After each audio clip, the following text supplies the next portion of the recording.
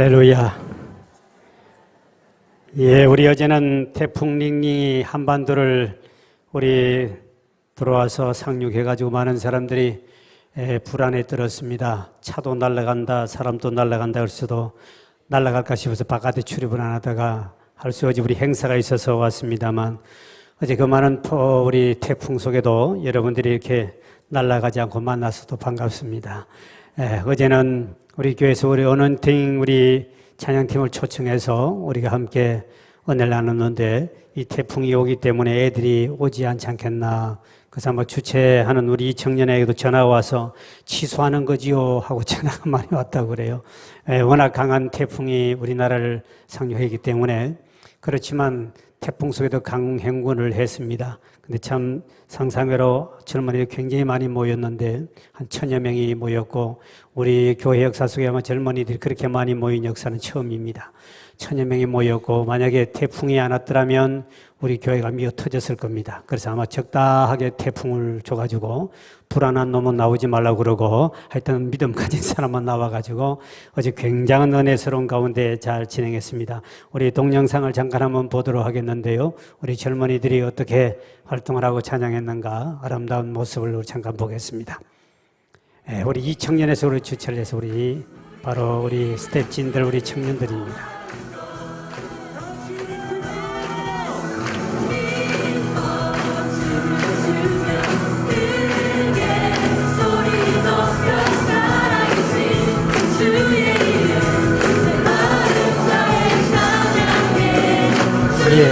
거기까지만 합시다. 시간이 없어서 우리 찬양팀들이 어제 우리 열심히 하고 우리 이 청년에서 끝까지 마무리를 참 잘했습니다. 아마 내년도는 예산을 좀 많이 해줘야 될 것 같아요. 우리 청년들이 차를 팔아가면서 저 팀 초청하려면 돈이 많이 들어가요.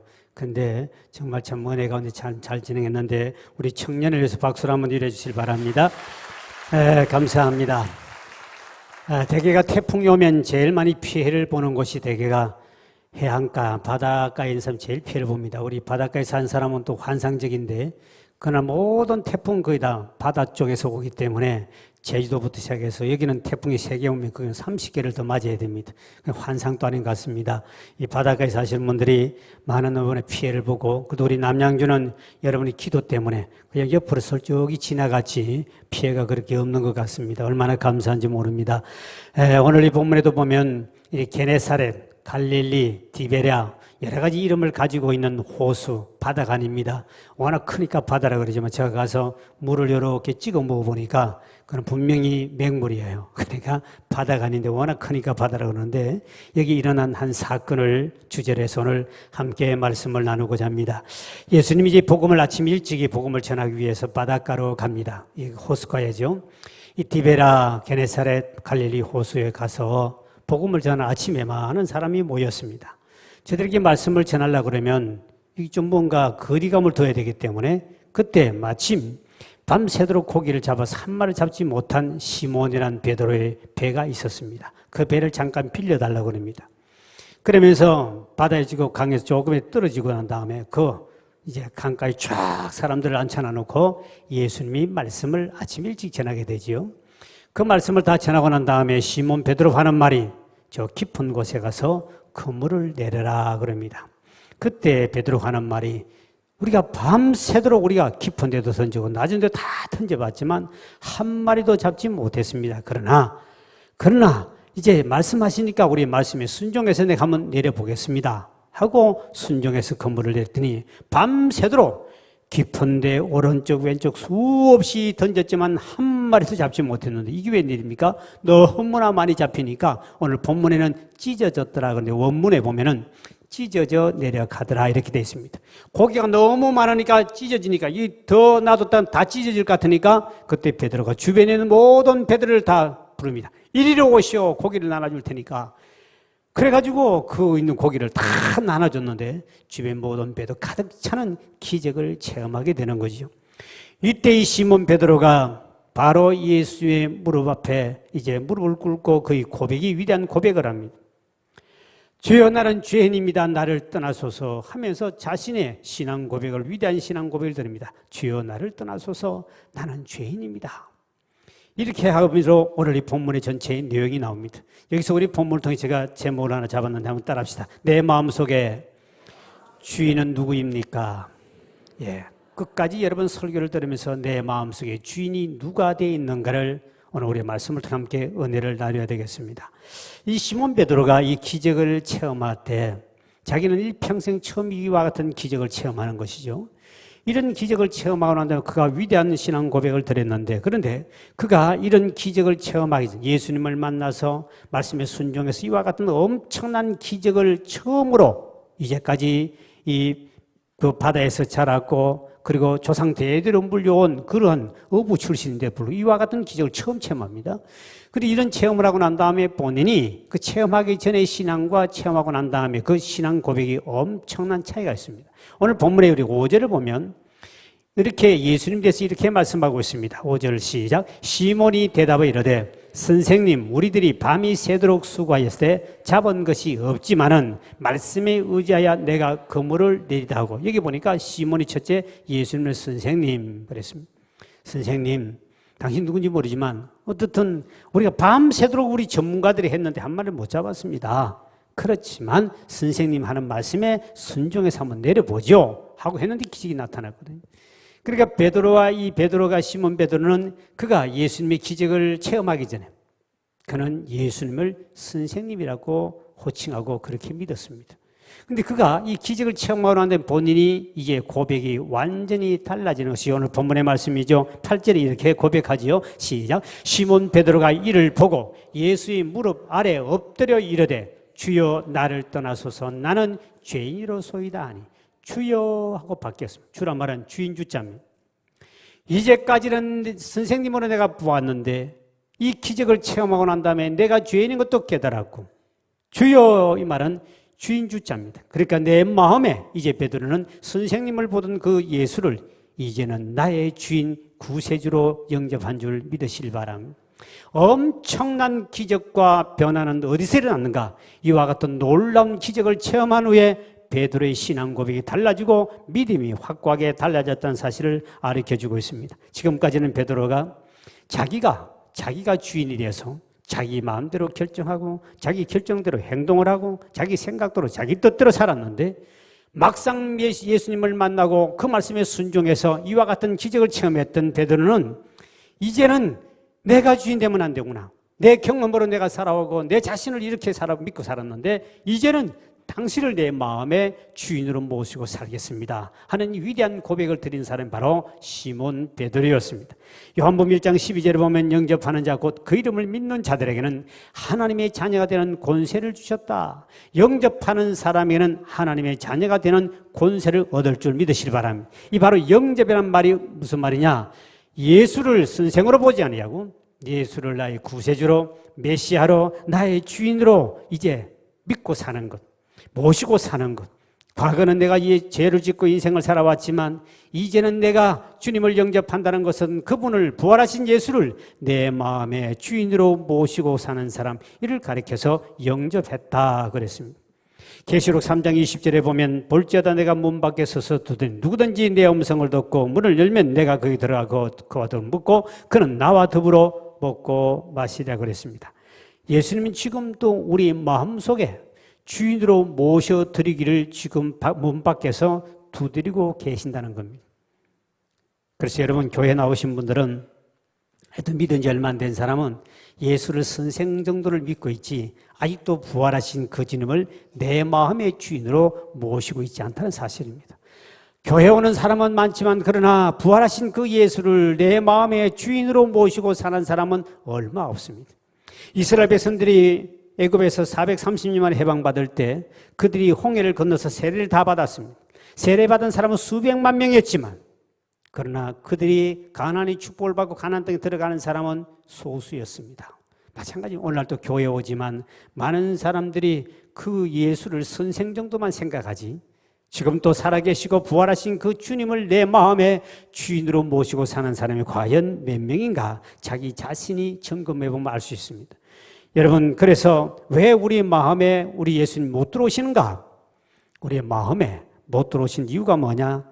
우리가 내가 주인으로 자리를 잡고 있기 때문에, 자리 양보를 안 해주니까 예수님이 들어오고 싶어도 우리의 마음속에 못 들어오는 거예요. 그래서 주님은 지금도 문 밖에 서서 두드린다. 여러분은 마음을 활짝 열고 주님을 영접하기를 주의 이름으로 축원드립니다. 주님은 문 밖에 서서 두드린다.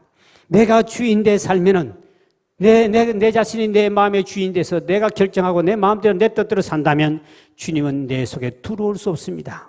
그래서 주님은 밖에서 문을 두드릴 수밖에 없는 거죠. 여러분, 하덕규 집사님이 지금은 아마 신학교 교수도 하고 있고 목사가 됐습니다. 이분이 집사 시절에 그분이 노래를 가수인데 시인과 촌장이라는 대중 가수였죠. 상당히 인기가 있었습니다. 이분이 노래를 상당히 참 특이한 노래를 자유, 풍경, 가시나무 이런 특이한 노래를 많이 불렀는데 이분이 부른 노래는 목적이 그분이 집사 시절이기 때문에 이 세상 유행가 노래를 통하여 예수의 복음을 전하기 위해서 그 내용 전체는 예수에 대한 이야기였습니다. 그런데 안 믿는 사람은 그걸 부르다 보면 이제 이 노래를 통하여 복음을 전하기 위해서 그분이 가수가 되고 그분이 그 가사를 그렇게 다 작사 작곡을 하게 되죠. 그래서 이분이 쓴 가시나무라는 그 노래는 아이들 학교 책에도 나온다고 그럽니다. 그만큼 이분이 굉장히 유명한 가수였는데 이분이 그 가시나무의 노래 보면은 바로 거기에 나오는 당신이라는 사람은 예수님을 가리킵니다.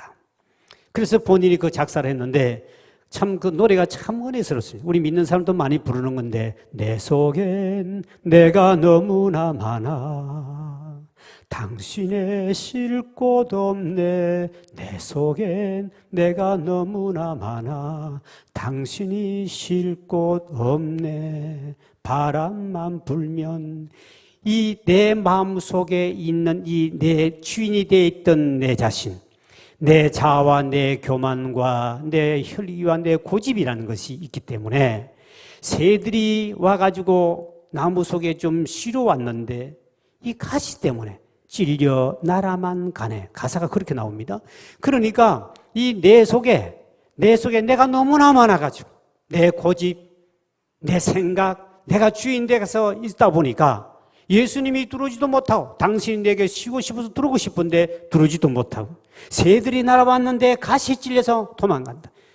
오늘 여러분 우리 삶 속에 살아보면서 우리 자신을 돌아볼 수 있는 겁니다. 여러분 내 속에 내 자아와 내 교만과 이런 것이 너무 강하다 보니까 우리가 예수를 믿지만 많은 사람이 내게 와가지고 말에 상처를 받고 찔려가지고 권사에게도 찔리고 집사에게도 찔리고 이래가지고 옆에 사람이 상처를 받는 것은 뭡니까?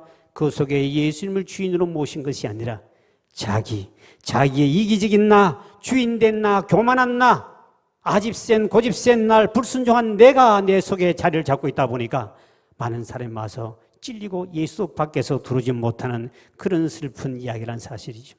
그러므로 우리가 이 시간도 우리 주님은 여러분의 마음의 문을 열고 주님을 주인으로 맞아들이길 원하고 계십니다. 우리 찬송에 보면 만문 다 열어놓고 내 구주를 영접하라.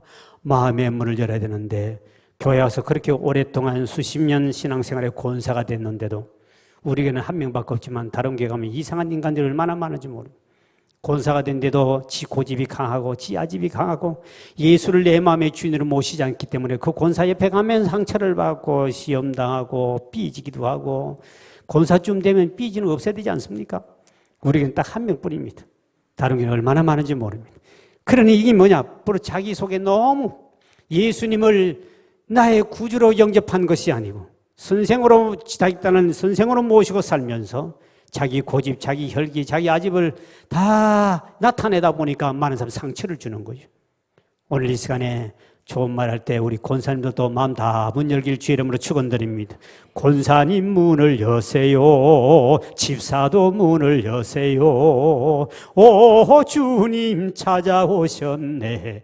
권사님 문을 여세요. 좋은 말 할 때 활짝 열어야 돼. 그래서 예수님을 나의 주인으로 모시고 살아야 그래야 되는데 많은 사람들이 그리스도인들이 그렇게 하지 않기 때문에 우리는 이 삶 속에 기적을 체험하지 못합니다. 예수를 내 마음의 주인으로 모시고 살면 그분이 일으키는 기적을 날마다 체험하시길 주의 이름으로 축원드립니다. 그래서 성경에 보면 요한복음 15장 7절에 보니까 너희가 내 안에 가고 내 말이 너희 안에 가면 무엇이든지 원한 대로 구하라 그리하면 이루리라.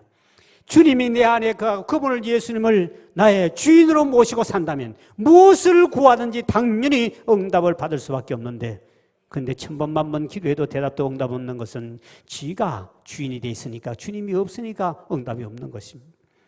예수님을 내 마음의 주인으로 모시면 기도 응답도 많이 받을 줄 믿으시기 바랍니다. 그런 사람은 구원도 받는 것이죠. 마태복음 7장 21절에 주여 주여 하는 자마다 나더러 주여 주여 하는 자마다 천국 가는 것이 아니고 내 아버지 뜻대로 행하는 자야만이 들어갈 수 있다. 이 말은 다시 오늘 교회 와가지고 입술로 주여 주여 천번만번 외친들, 그 마음에 부활하신 예수를 내 마음의 주인으로 모시지 않는 사람은 천번만번 주여 외친들, 그건 아무런 가치가 없는 것이라는 거죠. 예수를 하나의 선생으로 믿는 사람은 절대로 기적을 체험할 수 없습니다. 그래서 우리는 우리 속에 이와 같이 내 마음속에 정말 주인 된 예수님을 나의 주인으로 모시고 살아가면 오늘 베드로처럼 기적을 체험할 수 있습니다. 우리는 하나님 앞에 가장 큰 죄가 뭐냐? 예수님을, 부활하신 그 예수를, 지금 또 살아계신 그 예수님을 내 마음의 주인으로 모시고 믿지 않고 사는 사람, 그 사람은 하나님 앞에 가장 큰 죄를 범한 자라고 합니다. 성경에 이렇게 말합니다. 요한복음 16장 9절이죠. 시작. 죄에 대하여라 하면 그들이 나를 믿지 아니하며, 로마서 10장 9절에 시작. 내가 만일 내 입으로 예수를 주로 시인하며 또 하나님께서 그를 죽은 자 가운데서 살리신 것을 내 마음에 믿으면 구원을 받으라. 죽은 자 가운데 살아신 부활하신 주님을 내 마음에 구주로 영접하고 그분을 그렇게 믿으면 너는 구원을 받고 축복을 받을 수 있지만, 반대로 그렇지 않으면 구원을 받을 수 없다는 겁니다. 한나라의 천사장 루시퍼가 왜 사탄 마귀가 되느냐? 그들은 그 마음에 하나님 두기를 싫어했다 그랬습니다. 오늘 예수를 믿는 많은 그리스도인 중에도 내 마음에 내가 주인 노릇하고 살고 싶어가지고, 예수여 당신은 가만히 계시고 내가 급할 때 좀 명령하거든 내 말이 좀 따라주시오, 이렇게 예수님을 종으로 취급하고 급할 때만 주님 좀 도와주십시오 그랬다가, 그 다음에 나머지는 내 마음대로 내 생각대로 고집하며 사는 사람, 이런 사람은 결코 주님의 능력을 채 못합니다. 오늘 베드로가 주여 나는 죄인입니다, 주님 앞에 회개할 때 주의 축복이 임할 줄 믿으실 바랍니다.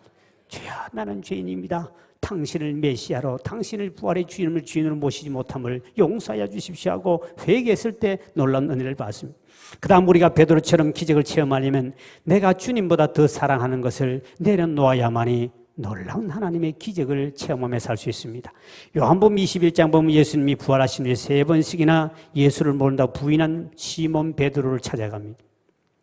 그들에게 배 오른편에 그물을 던져서 많은 고기를 잡게 만들고, 그때 예수님은, 부활하신 예수님은 생선을 예수님이 따로 잡아가 와가지고 거기다가 불고기를 해놔놓고 제자들에게 먹여주면서 이제 시몬 베드로에게 심각한 질문을 합니다. 시몬아, 이 사람들보다 나를 더 사랑해. 그것도 3번씩이나 꼽봅니다. 아마 베드로가 3번 예수를 부인했기 때문에 본인에게 깨달음 준 줄 모르겠습니다만, 그러나 그렇게 베드로 3번 고백할 때 베드로는 이 사람보다 주님을 더 사랑합니다는 말을 고백할 수 없지만 그래도 주님 앞에 자기 사랑을 고백을 하고 있습니다. 우리 주님께서는 아마 시몬을 통하여 왜 이 질문을 했을까? 다시 말하면 너가 너는 분명히 예루살렘을 떠나지 말고 너 함께 이렇게 있으라고 그랬는데 너가 그렇게 먹고 사는 게 좋더냐? 급하더냐? 아직도 너는 나를, 부활하신 예수님을 구세주로 영접하지 아니하고 아직도 네 경험을 가지고 네 머리를 믿고 살아가려고 그러냐? 네 경험과 네 모든 걸 내려놓지 않으면 너는 결코 사랑받는 어부가 될 수 없다. 너는 수제자가 될 자격이 없는 거야. 주님께서는 그에게 심각하게 질문을 던집니다. 그때 베드로가 많은 것을 깨닫게 됩니다. 그가 그 신앙 고백, 이 사람들보다 주님을 더 사랑하지는 못해도 그래도 사랑한다는 그 고백에 주님께서는 내 어린 양을 먹이고 치라는 그에게 귀한 사명을 주는 모습이 나타납니다. 믿음이 연약한 자를 네가 잘 관리할 수 있는 사람이 이제 어부가 될 수 있다는 그 자격을 인정해 주는 모습이 나타나죠. 오늘 저와 여러분도 마찬가지입니다. 오늘 베드로가 왜 기적을 체험하지 못합니까? 주님과 3년 6개월 동안 다니면서 같이 먹고 같이 동고동락했던 그가 왜 그렇게 완벽하게 실패하지요? 그는 주님을 내 마음의 주인으로 모시고 선생님으로만 믿고 살았기 때문에 그는 믿어도 기적이 일어나지 않았습니다. 창세기 22장의 아브라함의 이야기입니다. 아브라함은 하나님이 그에게 100세 때 자식을 줍니다. 얼마나 귀합니까? 아마 그 자식 때 100세 때 자식을 얻고 나니까 그동안 하나님만 의지하고 살았던 이 아브라함에게 하나님이 찾아오셔서 아브라함아 내 독자 이삭을 갖다 바쳐라 그럽니다. 그거 내려놓아라. 내 것이 너희들 갖다 바쳐라. 내려놓으라는 겁니다. 아마 내가 볼 때는 아브라함이 자식 하나 100세 얻고 나니까 아마 너무 기쁘고 너무 재밌으니까 아침에도 까꿍 한낮에도 까꿍 맨날 까꿍거리다 놀다 보니까 하나님 잊어버리고 기도 시간 다 놓친 것 같아. 우리 교회 우리 집사님들 권사님들 보면 자식도 그 처대기는 그렇다 젊은 사람 처대기는 다 자기에게 다 이쁘지만 이제 손주만 보면 막 핸드폰 스마트폰에 다 입력 다 시켜놓고 다 그러더만 요즘에 손주 자랑하면 돈 만을 내놔야 된다 그럽니다.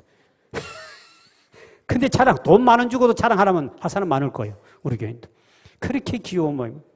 그래서 사람이 이렇게 좋은 것이 있으면 사람이 거기에서 사랑이 빼앗기게 됩니다. 하나님도 그걸 질투하는 하나님이기 때문에 감아보고 있겠습니까? 아브라함 보고 자식을 갖다 바치라고 그럽니다. 정신 번쩍 차린 거지 아브라함이. 그렇지만 하나님을 더 사랑하기 때문에 아브라함은 자기 자식을 하나님께 갖다 바칩니다. 그때 칼을 가지고 때려치려고 그럴 때 하나님이 아브라함아 아브라함아 내 손을 멈춰라. 이제야 네가 나를 경외한 줄 내가 알았다. 됐다 합격했다 너 인정받았다. 그러더니 아브라함을 부르더니 너에게 내가 이런 복을 주구마. 그리고 하나님 앞에 자기 가장 사랑하는 것을 하나님 앞에 내려놓았을 때 하나님이 창세기 22장 17절에 이런 축복을 전합니다. 시작. 내가 내게 큰 복을 주고 내 씨가 크게 번성하여 하늘의 별과 같고 바닷가의 모래와 같게 하리니 내 씨가 그 대적의 성문을 찾아 너는 큰 복도 받고 앞으로 얼마나 많은 자손들과 복받을 것인지 하늘의 별처럼 땅에 모른 셀 수 없는 복을 주겠다. 결국은 아브라함은 하나님 앞에 가장 귀한 것을 내려놓았을 때 그는 믿음의 조상이요 믿음의 가문이요 그는 축복의 근원이 되는 복의 근원이 되는 축복의 주인공이 된 줄 믿으시길 바랍니다. 그렇습니다. 우리가 주님보다 더 사랑한 게 있으면 결코 주님 앞에 우리가 큰 복을 못 받습니다. 주님보다 더 사랑한 주님 앞에 내려놓을 때 여러분도 큰 기적을 체험하기를 주의 이름으로 축원드립니다. 그런데 그 내려놓기는 정말 믿음이 엄청나게 좋지 않고는 절대로 못 내려놓는다는 사실입니다. 우리 경험이 많기나 우리 돈이 많기나 또 아니면 내게 무슨 지식이나 명예가 있기나 권세가 있으면 그거 주님 앞에 내려놓으라면 정말 힘듭니다. 그럼 그것 때문에 인생은 피폐해지고 결국은 지옥으로 가든지 문제가 생기는 것이죠. 여러분 그 남미 인디언 부족들은 원숭이를 잡아가지고 그 원숭이는 다른 걸 먹을 거 없답니다. 원숭이 고를 뽑아가지고 먹어야 인간이 오래 산다 그래서 원숭이를 잡고 고를 뽑아 먹는답니다. 근데 그 원숭이를 잡기 위해서는 이제 작전이 뭐냐니까 그 목이 긴 항아리 거기에다가 바나나를 딱 집어넣어 놓고 땅에 이렇게 딱 움직이지 못하고 놔두면은 이 큰 어미들은 잘 안 하는데 이 새끼 원숭이들은 그 쿠kum하고 먹고 싶으니까 거기다 손을 딱 집어였습니다. 들어갈 때는 숙개들한테 딱 잡으니까 나오지를 않습니다. 그때 이제 머리서 인디언들이 이제 잡으러 갑니다. 그러면 눈만 말뚱말뚱 보고 도망다가 이게 안 나오니까 막 끙끙거리고 막 끝까지 잡다가 보니까 결국 포로로 잡혀서 이제 죽습니다. 죽음으로 갑니다. 여기서 우리 한 가지 질문할 수 있습니다. 원숭이가 바나나를 잡았습니까? 바나나가 원숭이를 잡았습니까? 여러분 어떻게 생각합니까? 아마 이 원숭이는 내가 바나나를 잡았다 그러고 인디언들은 바나나가 너를 잡았다. 결국 여러분 보십시오. 그거 욕심 원숭이 수준에서 그런데 원숭이가 이거를 내려놓으면 붙잡은 것을 내려놓으면 사는 길이 있는데 그거를 내려놓으면 굶어 죽을 것 같고 요거는 절대로 안 됩니다 하고 꼭 잡고 있다가 결국은 그 생명까지 빼앗기는 것이죠. 오늘도 우리도 마찬가지입니다. 주님보다 더 사랑하는 것 어떤 것이 있는지 내려놓지 않으면 안 돼. 주님이 큰 기적을 체험할 수 없기 때문에 주님 앞에 내가 무엇을 내려놓아야 할 것인지 원숭이처럼 돈 요거를 내려놓으면 죽을 것 같아서 절대로 돈만큼은 안 됩니다 하고 돈하고 그래서 주일도 돈 벌러 가야 되고 주일도 돈 지켜야 되고 주일도 돈 있다면 다른 데 가야 되고 돈 하다가 그 놈은 죽을 것 같으네. 주님 내가 교회를 다니고 하지만 돈만큼은 절대로 양보 못해. 요거 없습니다. 죽습니다. 이 돈이 주님보다 더 사랑해서 그를 붙잡고 있는 사람이 얼마나 많습니까? 어떤 사람은 명예와 권세, 어떤 사람은 또 자녀, 어떤 사람은 자기 자존심. 이것만은 안 됩니다. 여러분 지금도 붙잡고 있는 사람이 있습니다. 이것만큼은 안 됩니다. 베드로도 자기 경험만큼은 절대로 내려놓지 않겠다는 그런 심정 가이다가 한 마리 잡지 못합니다. 그러니까 저와 여러분들이 그거를 내려놔야 주님의 기적을 체험합니다. 그것이 내게 주인이 되어 있기 때문에 그렇습니다. 그러니까 우리의 신앙생활에 아무런 역사가 나타나지 않죠. 여러분, 아기가 뱃속에 있을 때 탯줄을 끊으면 죽는 줄 압니다. 악자까지 그걸 붙잡으려고 그럽니다. 요거 자르면 죽는다. 엄마의 떨어지면 죽는다. 그러니 그거를 붙잡고 벌벌 떨지만 딱 잘라버리면 죽는 것이 아니라 더 좋은 세상에 더 크게 장성할 수 있는 기회가 오듯이 오늘 저와 여러분 또 아기처럼 주님보다 더 사랑하는 것 이거 내려놓으면 곧 죽을 것 같은 이거 없으면 나는 숨이 막힐 것 같은 그것이 여러분이 뭐가 있습니까? 그것을 주님 앞에 내려놓을 때 오늘 베드로와 같은 이 기적을 체험하길 주의 이름으로 축원드립니다. 이 내려놓음이라는 것은 뭐냐? 100% 주의 말씀에 순종하는 것을 말합니다. 어떤 사람은 내려놓으라니까 아이고 목사님 이제 직분 내려놓게 잘 됐습니다. 할렐루야 오늘 설교가 은혜 됐습니다 하고 그 쓸데없는 짓 하지 마시고 이 100% 주의 말씀이라면 내 생각 10%도 하지 않고 주님이 내 속에 주인 돼서 주님이 시킨 대로 주님 뜻대로 사는 것을 가리켜서 내려놓음이라고 그럽니다. 내 고집대로 내가 먹고 싶으면 먹고 마음대로 내 생각대로 내가 결정하고 내가 사장님 되고 내가 결제 다 하지 않습니까?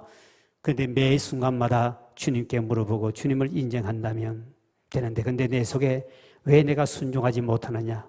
내 자아와 내가 죽지 않아서 그렇습니다. 여러분 죽은 사람 말이 없듯이 성경에는 갈라디아서 2장 20절에 내가 그리스도와 함께 십자가에 못 박혔다. 우리가 세례받을 때는 이미 죽었다는 뜻입니다. 근데 세례받고도 하나님 기적을 체험하는 것이 뭡니까? 아직도 우리가 주님 앞에 100% 말씀에 순종하지 않고 내려놓지 않기 때문에 우리 역사가 일어나지 않는 것이죠. 여러분 왜 우리가 분노가 일어나고 왜 우리가 스트레스를 받는 줄 압니까? 아직도 자아가 안 죽어서 그렇습니다. 세례받고 죽었다고 흉내만 냈지 이미 주님이 죽었다고 선포했는데도 불구하고 억지로 살려가지고 살고 있는 우리 모습이 아니겠습니까? 여러분 스데반과 바울 같은 사람은 그가 예수 십자가의 모든 것을 다 죽을 때 같이 죽었다고 본인 고백하고 자기를 쳐서 복종시키는 사람인데 그들은 그렇게 돌에 맞으며 욕을 얻어먹고 그렇게 해도 절대로 그것 때문에 스트레스를 받기나 혈압이 오르기나 머리 뚜껑이 열리지 아니하고 오히려 그들을 위해서 기도하면서 감사하며 찬양하며 하나님께 나아간 줄 믿으시길 바랍니다. 여러분 왜 스트레스 받습니까? 자기가 살아있어서 그렇습니다. 여러분 무덤 있는 사람에게 남편이든 아내든 아니면 누가 죽은 무덤 친척 찾아가 욕해보세요. 절대 안 일어납니다. 스트레스 받아서 벌떡 일어나지 않습니다. 죽은 자는 말도 안 하지만 누가 총을 무덤에 쏴보세요. 왜 총을 갖다 쏘냐고 죽은 놈이 일어나가지고 시비 안 합니다. 왜? 죽은 자는 절대로 스트레스도 안 받고 자기의 어떤 모든 걸 주관할 수 없습니다. 왜 우리가 스트레스 받고 왜 남의 말에 혈기를 부리고 뚜껑이 열립니까? 아직 내가 안 죽어서 그렇습니다.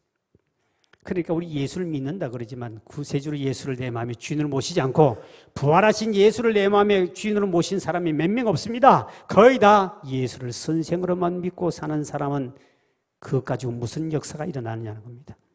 그래서 우리는 십자가에 여러분 욕심과 모든 정욕을 못 박아버리길 주의 이름으로 축원드립니다. 예수님이 왜 베드로를 이렇게 2번씩이나 갈릴리 호수에서 고기 한 마리도 못 잡는 성경에 나옵니다. 왜 이렇게 철저하게 실패를 하게 했을까? 예수님은 베드로를 수제자로 써야겠는데 그 속에 있는 걸 내려놓는 운동을 만든 거죠. 네 경험 내려놔라.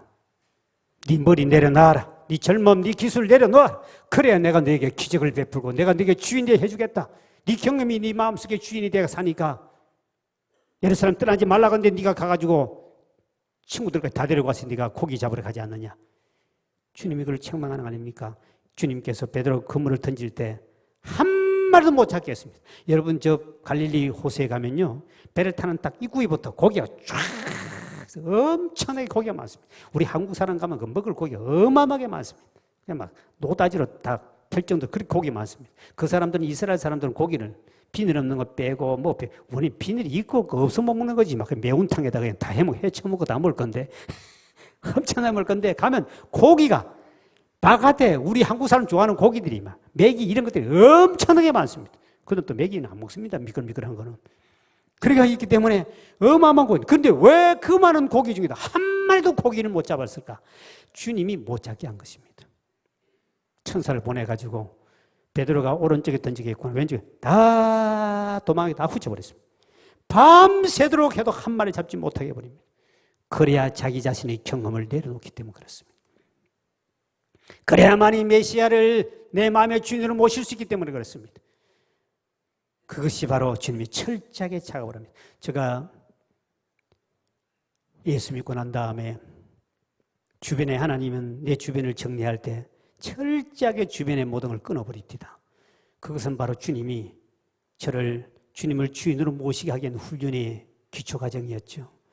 저 고정사촌 형님이 계십니다. 그분이 호텔을 가지고 있고 목욕탕도 있고 뭐 다 사장들인데 고정사촌들이 다 고모부가 돈이 많아서 일본서 많이 벌어와서 전부 다 호텔, 모텔, 여관 다 하나씩 옛날에 다 줬습니다. 나하고 가장 가까운 나이 차이도 얼마 안 나기 때문에 제가 직장 생활할 때 믿기 전에는 맨날 같이 저도 뭐 돈 많이 벌었고 그 형님도 돈이 많으니까 고급 술집에 가서 맨날 술을 먹고 자주 놀러 다녔습니다.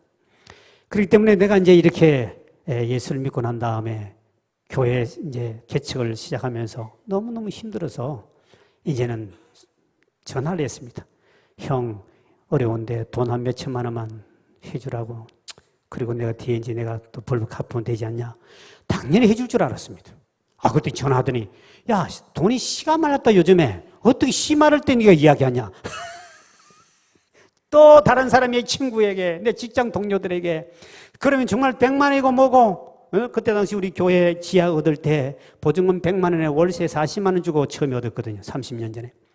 100만 원 요거를 교인들이 만 원도 하나 안 가져왔기 때문에 100만 원 어디 있습니까? 그래가지고 이거 큰일 났다 이래가지고 내가 아는 친구들야 100만 원만 당연히 줄 줄 알았습니다. 야, 나 시가 많을 때 어떻게 이제 전화하니? 전에 있을 때 좀 전화하지. 이게 한두 명이 아니라 전화하는 때마다 하나님이 이수근 목사가 전화할 줄 알고 이미 다 씨를 말라버렸습니다. 그러니 어쩔 수 없이 저여 주님밖에 없습니다 하고 금식하며 하루에 7시간 이상씩 기도할 수밖에 없습니다. 그래 주님 이제는 세상 다 끊어버렸군요 하고 주님께 매달렸을 때 주님께서 저 신설동에 있는 어떤 젊은이에게 청년에게 감동을 줘가지고 100만 원 수표를 두고 이수근 목사 갖다 주라는 걸 서울 신설동에서 와가지고 보증금 100만 원 그런 줄 믿으시기 바랍니다. 그때 주여 이제 나는 죄인입니다. 그렇습니다. 나는 아직도 머리를 굴리며 내 인정과 뭐를 통해서 뭐를 도움받고 아직도 내가 이만큼 당신에게 옛날에 잘해줬는데 내가 옛날에 술값 내가 200만 원짜리 술도 사준 적이 있는데 내가 너를 전에 이렇게 잘해줬는데 그러면 적어도 돈 100만 원 정도는 이자를 안 주거나 그냥 줄 사람도 많을 줄 알고 다 했더니 한 명도 다 끊어버렸습니다. 심지어는 큰 교회다가 내가 쫙 썼습니다. 내 시골에 목회하는데 이렇게 갈 곳도 없고 비닐하우스도 안 받아주고 갈 데가 없어서 지하 조그마한데 100만 원만 있으면 보증금 100만 원만 걸면 갈 수 있으니 큰 교회마다 편지를 쫙 하면서 기도하고 했는데 한 명도 오지 않고 우표가만 다 날아갔습니다. 얼마나 억울한지 모릅니다. 그때 주여 이것도 아니군요. 내 주변의 교회마저 나에게 모든 걸 끊어버리군요. 베드로에게는 밤새도록 지경험 가지고 하다가 한 말도 못해 주님이 씨를 말려버립니다. 주님이 뜻이었습니다. 오늘 저와 여러분 주변을 내가 사랑했던 것 그것을 내려놓기 위해 하나님이 주변을 씨를 말리게 합니다. 그때 여러분 주변을 다 막아버릴 때는 빨리 주님 앞에 베드로 주여 나는 죄인입니다. 회개하며 무릎 꿇기를 주의 이름으로 축복합니다. 주님은 나는 너를 네 마음속에 나를 주인을 믿고 네 왜 자꾸 네 머리 믿고 사람을 의지하니 왜 자꾸 인정을 찾고 세상 방법을 찾느냐?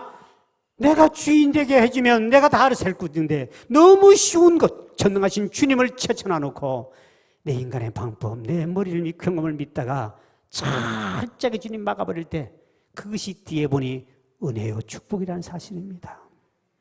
오늘 여러분 주변에 뭐가 안 되는 거 많습니다. 그럴 때 여러분 진정을 주님 앞에 나는 죄인입니다 고백하며 예수를 부활의 주님을 내 마음의 주인으로 모시면 새로운 기적은 나타날 줄 믿으시기 바랍니다. 10절 하반절에 베드로의 고백을 통하 예수님은 이제후로는 네가 사람을 주의하리라는 하나님의 말씀을 주는 모습이 나타납니다.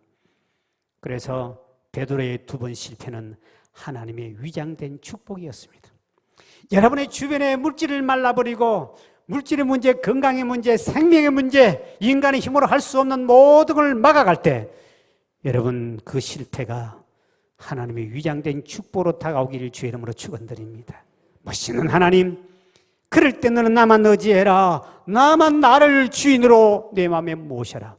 오늘 저와 여러분이 내가 주인 삼은 것 무엇이 있는가? 이것 없으면 안 됩니다. 이것만큼은 안 됩니다. 이거 없으면 죽을 것 같은 것을 주님 앞에 베드로처럼 아브라함처럼 내려놓을 때 오늘 또 내일 또 주님과 동행하며 이와 같은 놀라운 기적을 체험하기를 주의 이름으로 축복합니다. 오늘 우리 찬양을 드리면서 함께 우리 결단의 기도를 하기를 원합니다. 내가 주인 삼은 것이 무엇인가를 돌아보고 이것을 주님 앞에 내려놓으므로 이제 주여 나는 죄인입니다. 이번 이 하나님 저를 통하여 이제 주님의 기적을 체험하게 도와주옵소서. 우리 찬양 드리고 우리 결단의 기도 하나 시간 갖겠습니다.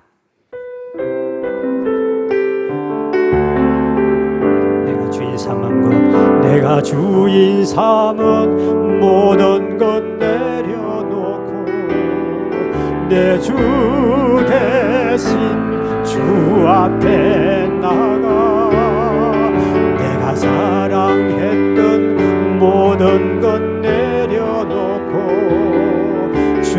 주님만 사랑해. 내가 주인 삼은 것, 내가 주인 삼은 모든 것 내려놓고 내 주 대신 주 앞에 나가 내가 사랑했던 모든 것 내려놓고 주님만 사랑해. 주 사랑 거친 풍랑에도 깊은 바다처럼 나를 잠잠케 해. 주 사랑 내 영혼의 반석 그 사랑 위에 서리. 함께 기도하길 주님, 아직도 내가 주인 삼은 내려놓지 못한 게 무엇이 있습니까? 내 자아와 내 교만과 내 경험과 내 고집과 내 자신을 주인 삼은 내려놓기를 원합니다. 이제 주여 그동안에 내가 주인 된 걸 용서해 주시고 베드로 주여 나는 죄인입니다. 오직 주님 앞에 솔직히 고백하면 이제는 주님을 내 마음속에 주인을 모시고 살기를 원합니다. 이젠 더 이상 망하기 싫습니다. 더 이상 하나님이여 축복을 더 받기를 원하오니 은총을 베풀어 주옵소서. 우리 주님 앞에 회개하며 주님 앞에 통성으로 기도합니다. 사랑에 계신 아버지 하나님, 내가 주인 된 것 용서해 주시를 원합니다. 내 마음대로 내 고집대로 내 생각대로 살아온 것을 주여 용서해 주셔서 남은 생애만큼은 예수님을 나의 주인으로 삼고 주님이 원하시는 사명을 감당하기를 원합니다. 주여 이 시간에 모든 것을 내놓게 도와주옵소서. 아직도 내 자아와 내 교만과 내 경험과 내 고집으로 살아왔습니다. 주여 이제 내가 주인 된 것을 주님 앞에 솔직히 내려놓기를 원합니다. 이제는 베드로처럼 날마다 기적을 체험하게 하시고 이제는 아브라함처럼 아버지 믿음의 조상이 되게 하시고 아브라함처럼 아버지 축복을 건복을 받으며 놀라운 간증하며 살아가는 우리 성도가 되도록 주여 우리 은총을 베푸시고 역사하여 주소서. 이제까지 아버지 내가 기적을 체험하지 못한 것은 다 내 죄악이요 내가 주인 된 것을 이 시간에 고백하오니 우리 죄를 용서하여 주시를 원하고 기도합니다. 주변에 많은 사람 부름을 당하게 만들고 내 주변의 모든 도움을 끊을 때 우리는 정신 차리게 도와주시고 이때 베드로처럼 온전히 주님 앞에 내려놓음으로 말미암아 우리도 베드로처럼 기적을 체험하고 우리도 하나님 아버지처럼 날마다 하나님의 놀라운 능력을 체험하는 우리 모두가 되도록 주여 은총을 베푸시고 저들이 소원 이제부터는 응답받게 도와주시고 내 속에 주님이 계심으로 말미암아 날마다 동행하며 주의 능력을 체험하는 우리 모든 교우가 되도록 주여 은혜를 베풀어 주시옵소서. 우리 하나님 함께하심을 감사하고 예수님 이름으로 간절히 기도하옵나이다. 아멘.